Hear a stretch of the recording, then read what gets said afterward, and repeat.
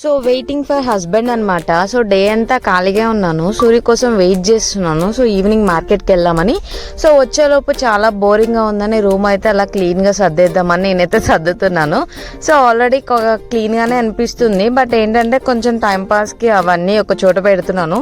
So రావడానికి ఇంకా time పడుతుందంట. సో బయటికి వెళ్దాము అని వెయిట్ చేస్తున్నాను కదా, ఇక ఏ పని అయితే నాకైతే లేదనమాట. సో బయటికి వెళ్ళి ఏమేమి తీసుకోవాలా అని వెయిట్ చేస్తున్నాను. సో ఫైనల్గా నేను కాసేపు ఆడుకున్నాను, ఇంకా రావట్లేదు, కాసేపు రీల్స్ చేశాను. సో ఫైనల్ గా సూర్య అయితే వచ్చాడు, మేము బయటకైతే వచ్చేసాము.